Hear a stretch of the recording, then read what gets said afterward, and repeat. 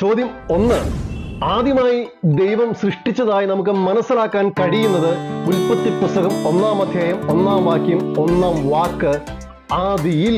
ആദി എന്നത് എന്തിനെ കാണിക്കുന്നു? It's A time. അതൊരു സമയത്തെ ചിത്രീകരിക്കുന്നുവെങ്കിൽ ദൈവം സകല സൃഷ്ടികളും സൃഷ്ടിക്കുന്നതിന് മുൻപേ പ്രാരംഭമായി ദൈവം സെറ്റ് ചെയ്തു വെച്ചത് ടൈമാണ്. ദൈവം സമയത്തിന് പുറത്തുള്ളവനാണ്. മനുഷ്യനും സകല സൃഷ്ടികളും സമയത്തിന് അകത്തുള്ളതാണ്. ആദിയിൽ എന്ന പദത്തെക്കുറിച്ച് വിശകലനം ചെയ്യണമെങ്കിൽ അതിന്റെ 4 കാലഘട്ടങ്ങളെ കുറിച്ച് നാം ചിന്തിക്കണം. ആദി എന്ന് പറയുന്നത് അതൊരു സെക്കൻഡ് പീരീഡ് ഓഫ് ടൈമാണ്. അതിന് മുൻപൊരു കാലഘട്ടമുണ്ട്. അതിനെ നാം വിളിക്കുന്ന പേരാണ് അനാദി. ആദിക്ക് മുൻപുണ്ടായിരുന്ന സമയമാണ് അനാദി. അനാദി എന്ന് പറയുന്നതും സമയപരിധി ഇല്ലാത്ത അവസ്ഥയാണ്. ആ സാഹചര്യത്തിലാണ് ദൈവം സമയത്തെ സെറ്റ് ചെയ്ത് സകലത്തെയും സൃഷ്ടിക്കുന്നത്. അവിടെയാണ് സമയം, ടൈം സ്റ്റാർട്ട് ആവുന്നത്. ഇനി 3-ാമത്തെ ഒരു സ്റ്റേജ് ഉണ്ട്.